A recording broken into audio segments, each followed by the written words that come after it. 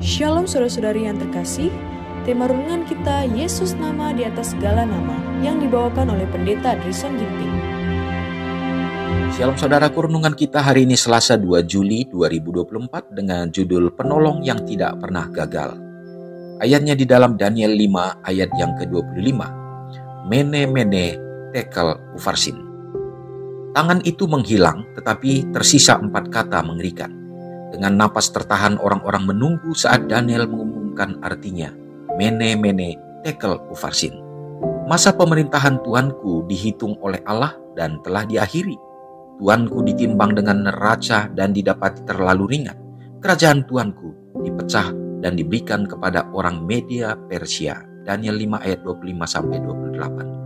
Sama pastinya sebagaimana ada seorang saksi di pesta Belsasar, ada juga seorang saksi di setiap adegan kegembiraan yang tidak pantas, dan sama pastinya malaikat pencatat menulis, engkau ditimbang dengan neraca dan didapati terlalu ringan. Sifat tidak bertarak terus meningkat, terlepas dari upaya yang dilakukan untuk mengendalikannya. Kita belum berusaha bersungguh-sungguh dalam menemukan penghambat kemajuannya, mengangkat yang jatuh, dan melindungi yang lemah dari pencobaan. Dengan tangan manusia kita yang lemah, kita hanya dapat melakukan sedikit, tetapi kita memiliki penolong yang tidak pernah gagal. Kita tidak boleh lupa bahwa lengan Kristus dapat mencapai kesengsaraan dan kemerosotan manusia yang paling dalam. Dia dapat memberi kita bantuan, bahkan untuk menaklukkan setan ketidakbertarakan yang mengerikan ini. Tetapi di dalam rumahlah pekerjaan yang sebenarnya harus dimulai. Beban terbesar ada pada mereka yang memiliki tanggung jawab mendidik kaum muda, membentuk karakter mereka. Inilah pekerjaan bagi para ibu dalam membentuk anak-anak mereka untuk membentuk kebiasaan yang benar dan selera yang murni, untuk mengembangkan ketahanan moral, nilai moral yang sejati. Ajari mereka bahwa mereka tidak boleh terpengaruh oleh orang lain, bahwa mereka tidak boleh menyerah pada pengaruh yang salah, tetapi untuk mempengaruhi orang lain untuk kebaikan, mengangkat dan meninggikan orang-orang yang bergaul dengan mereka. Ajari mereka bahwa jika mereka menghubungkan diri mereka dengan Tuhan, mereka akan mendapat kekuatan darinya untuk melawan godaan yang paling ganas.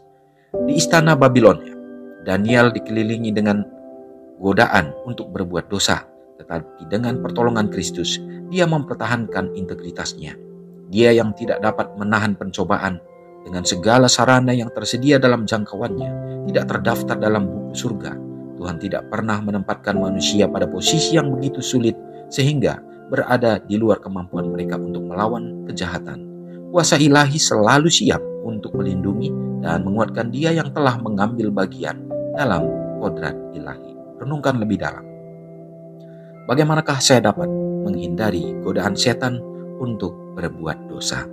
Saudara yang kekasih dalam nama Tuhan, sangat indah kabaran yang kita terima pada pagi ini. Kita memperoleh poin-poin dalam renungan ini bahwa penolong yang tidak pernah gagal, yang mana adalah Tuhan yang kita imani, yang kita percayai, selalu sedia untuk memberikan pertolongan kepada anak-anaknya yang memohon kepadanya. Saudaraku, di dunia ini kita harus senantiasa menyerahkan kehidupan kita untuk dibentuk. Terlebih lagi melalui renungan ini terkhusus bagi orang-orang muda. Mereka harus dibina, mereka harus dibentuk, dan itu harus dimulaikan dari kehidupan dalam rumah tangga. Dikatakan bahwa seorang ibu sangat berperan bagaimana untuk membentuk mereka dan membawakan mereka ke hadirat Tuhan. Tentu ini bukan menjadi tanggung jawab semata seorang ibu, tetapi juga adalah bagaimana kerjasama bersama dengan seorang bapa. Dan pada saat keluarga, orang tua untuk memiliki komitmen membawakan anak-anak mereka, maka Tuhan tentu tidak akan membiarkan kerinduan orang tua. Tuhan akan perhatikan, dan malaikat Tuhan, kuasa Tuhan, Roh Kudus Tuhan dikerahkan untuk selalu bisa menuntun anak-anak supaya mereka dijauhkan dari pencobaan, dan pada saat mereka melaluinya, supaya mereka juga diingatkan, supaya mereka juga tetap jauhkan diri dari segenap kegagalan akan dosa-dosa yang diperhadapkan. Saudaraku, biarlah kiranya orang-orang muda kita terkhusus menjadi pusat perhatian baik di rumah tangga, demikian juga di dalam lingkungan gereja, supaya mereka ditolong dan diperhatikan, supaya tiang-tiang jemaat ini tidak patah dan mereka tetap berdiri teguh untuk menjadi saksi-saksi kebenaran Tuhan di akhir zaman ini. Semoga Tuhan menolong kita. Mari kita berdoa. Terpujilah Engkau ya Tuhan untuk semua kebesaran dan kemuliaan kasih Tuhan yang selalu menjadi bagian kami hari ini ya Bapa. Kembali pada saat kami dapat menghirup udara yang segar, menikmati hari yang baru Tuhan percayakan. Kami bersuka cita dan bersyukur untuk memuji memuliakan Engkau. Kami ada hanya oleh karena kasih karunia Tuhan saja.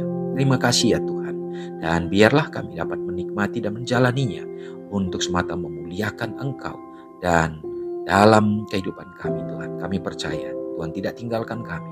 Engkau tetap menyertai. Terima kasih juga oleh karena pekabaran hari ini dalam renungan mengingatkan kembali bagaimana pentingnya kehidupan dalam rumah tangga, terkhusus bagi orang tua, untuk dapat menyerahkan kehidupan keluarga bagi anak-anak di dalam Tuhan. Pembentukan tabiat dan karakter mereka ya Tuhan harus mendapatkan kekuatan daripada Tuhan. Karena tanpa itu, tanpa tuntunan kuasa roh Tuhan, maka kami tidak akan bisa menang melawan segenap pencobaan-pencobaan di dunia ini.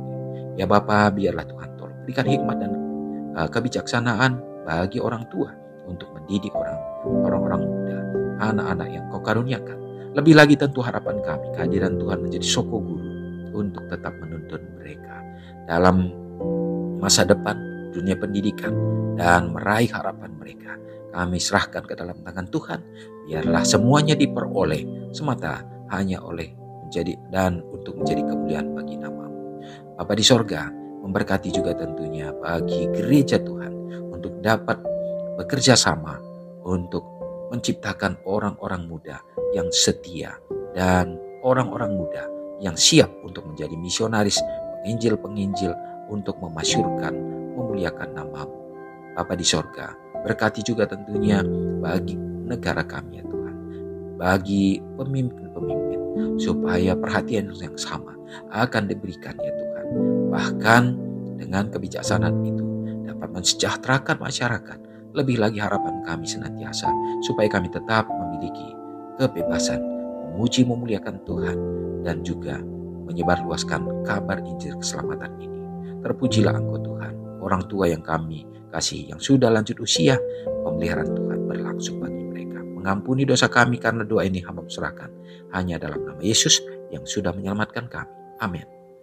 Selamat pagi, selamat beraktivitas, Tuhan Yesus memberkati. Ingatlah Matius 5 ayat 13-16. Biarlah kamu menjadi garam yang mengasinkan dan terang yang menyinari kehidupan orang lain. Jangan lupa subscribe, like, dan share ke seluruh dunia.